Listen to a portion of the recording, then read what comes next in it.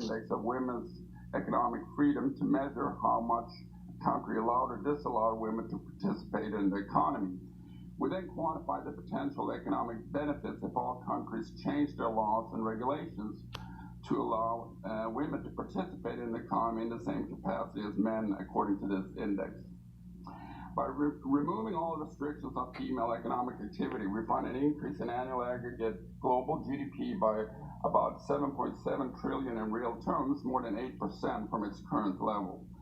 Fully deregulating women's economic activity in the world's most restrictive regions would increase real per capita GDP by over 60% in those countries.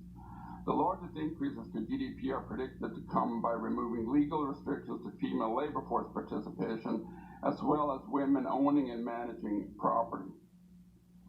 It shouldn't come as a surprise that leveling the playing field to allow women to participate fully in the economy would lead to increased economic performance.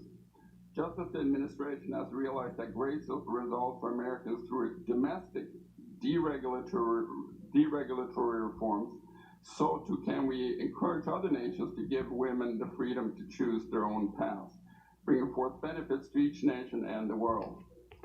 So thanks a lot for having us participate, and congratulations to Ivanka and the Secretary for leading this effort.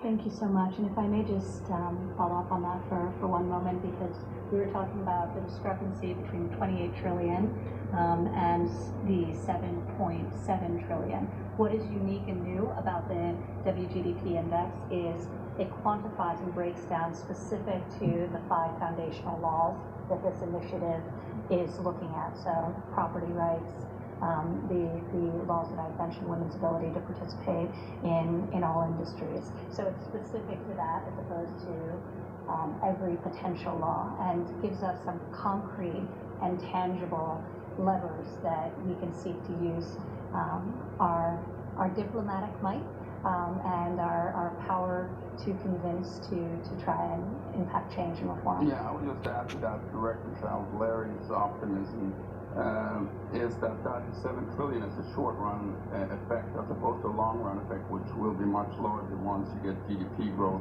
accumulating over time. I'm for the Shaheen model.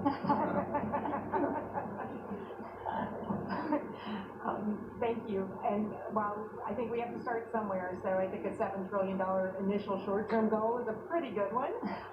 And with that, I want to turn to Sean Cairncross from the Millennium Challenge Corporation, who has also, like USA